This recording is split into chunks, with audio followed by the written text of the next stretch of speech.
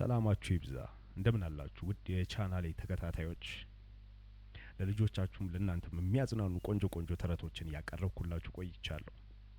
ከዚህ በመቀጠልም አንድ ቆንጆ ተረት ለእናንተም ለልጆቻችሁም ዘና የሚያደርጋችሁ ይዤላችሁ መጥቻለሁ። እንደተለመደው ይህን ቻናል ለወዳጆቻችሁ ሼር እንድታደርጉ እየጠየቅኳችሁ በተጨማሪ ደግሞ ዛሬ የወንጪም ፓርክ በቪዲዮ አስጎበኛችኋለሁ ከተረቱ ጎን ለጎን ማለት ነው። በጥሞና አዳምጡኝ የዘውትር መልእክቴ ነው።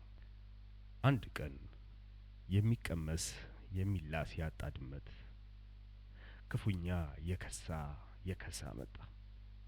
ከጊዜያት በኋላ በጉርብትና የሚኖሩ ወፎች መታመማቸውን በአፋጣኝ ዶክተር እንደሚያስፈልጋቸውም ሰማና ድንገት ብድግ ብሎ የዶክተር ልብሱን ለብሶ ቦርሳውን የቆዳ ቦርሳውን ተሸክሞ መነጽሩን አድርጎ የወፎቹን ቤት ማንኳኳት ጀመረ። ወፎቹ በቀዳዳ ጮልቀው ሲመለከቱት ድመት በር ላይ ቆሞ አዩ።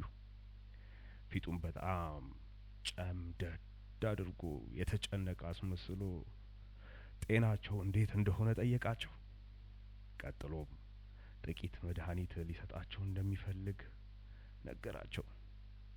ወፎቹ ግን በቋንቋቸው ሳቁበት። ጉድ እኮ ነው፣ በጣም ብልህ ነህ እባክህ። ይገርምሃል፣ ሁላችንም በጣም ደህና ነን። ይበልጥ ደግሞ በጣም ደህና የምንሆነው አንተ ከዚህ አካባቢ ስትሄድልን ብቻ ነው አሉት ይባላል።